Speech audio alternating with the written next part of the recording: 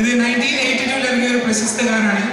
ഇളയരാജ, ജാനകി അമ്മ, ONV ടീമിൻ്റെ ഒരു പാട്ടാണ്.